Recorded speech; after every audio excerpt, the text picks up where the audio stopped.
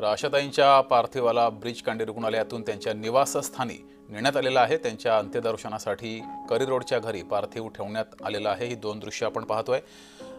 Bridge कांडी रुग्णालयातून आशाताईंचं पार्थिव हे घराकडे जातानाची दृश्य आणि दुसरीकडे घरी अंत्यदर्शनासाठी हे पार्थिव ठेवलेलं आहे। त्यासाठी आता अंत्यदर्शनासाठी प्रचंड गर्दी त्यांच्या निवासस्थानी होऊ लागलेली आहे। ही दोन दृश्य काही वेळापूर्वी ब्रिज कांडी या रुग्णालयातून त्यांचं पार्थिव हे त्यांच्या घराकडे नेण्यात आलं। ब्रिज कांडी रुग्णालयात त्यांच्यावर उपचार सुरू होते।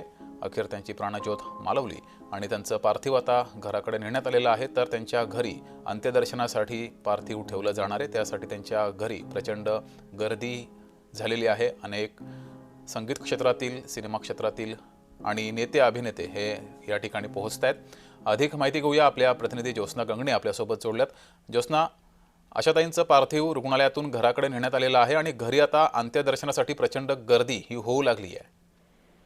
अगदी बरोबर आहे। आपण बघतोय की ज्येष्ठ गायिका आणि लोकप्रिय गायिका असलेल्या आशा भोसले यांचं जे आहे ते आज सकाळी निधन झालं आणि त्याच्यानंतर संपूर्ण देशभरामध्ये जे आहे ते शोकाकुलचं वातावरण जे आहे ते पाहायला मिळालं। अनेक मोठ्या दिग्गज नेत्यांपासून ते वेगळ्या जगतातील लोकांनी जे आहे फक्त संगीत क्षेत्रातलीच नाही तर अनेक मोठ्या लोकांनी, मग देशाचे पंतप्रधान नरेंद्र मोदी असो किंवा मुख्यमंत्री देवेंद्र फडणवीस, सर्वांनी जे आहे ते आशा भोसले यांच्या निधनावरती शोक व्यक्त केला। आणि आता थोड्याच वेळापूर्वी मुख्यमंत्री देवेंद्र फडणवीस जे आहे ते आशा भोसले यांच्या पार्थिवाचं अंतिम दर्शन घेण्यासाठी जे आहे त्यांचा लोअर परळ या ठिकाणी असलेल्या कासागरे या निवासस्थानी जे आहेत ते देवेंद्र फडणवीस पोहोचलेले आहेत।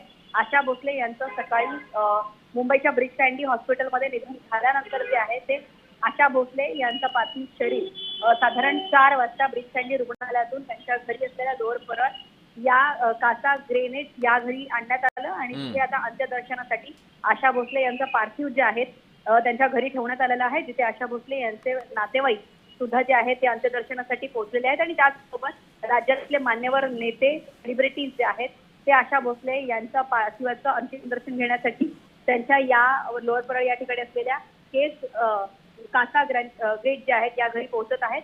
आणि मुख्यमंत्री जे आहेत त्यांनी ट्विट सुद्धा केलं होतं, त्यांनी माध्यमांशी बोलताना सुद्धा जे आहे दुःख व्यक्त केलं होतं। मात्र आता भोसले कुटुंबीय आणि मंगेशकर कुटुंबीय यांचं सांत्वन करण्यासाठी जे आहेत ते देवेंद्र फडणवीस मुख्यमंत्री जे आहेत ते आता पोहोचलेले आहेत आणि ते आता भोसले कुटुंबाचं आणि मंगेशकर कुटुंबाचं जे आहे ते सांत्वन करत आहेत। मात्र आता या ठिकाणी बघतो की VIP मुवमेंट जास्त असल्यामुळे जे आहे ते ग्रेड या निवासस्थानी जे आहेत मोठ्या पोलीस सुरक्षा जी आहे ती व्यवस्था वाढवण्यात आलेली आहे। आणि आणखीन जे मोठे दिग्गज आहेत ते आता जे आशा भोसले आहेत त्यांच्या अंतिम दर्शनासाठी जे आहे ते पोहोचतील। आता थोड्याच वेळात आणखीन नेते येण्याची शक्यता आहे।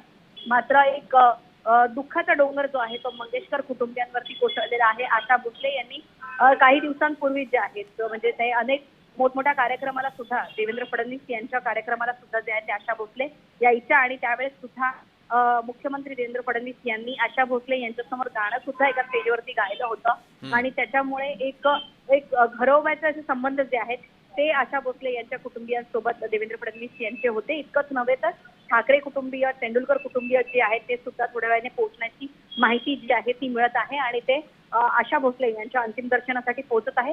माहिती जी मिळालेली आहे त्यानुसार आशा भोसले यांचा अंत्यसंस्कार जे आहे ते उद्या मुंबईतच साधारण 4च्या नंतर करण्याची शक्यता आहे। आणि ते पण शासकीय जे इतमामात जे आहे ते आशा भोसले यांचा अंत्यविधी केला जाईल असं सांगण्यात येत आहे। ठीक आहे ज्योत्स्ना, धन्यवाद दिलेल्या माहितीबद्दल।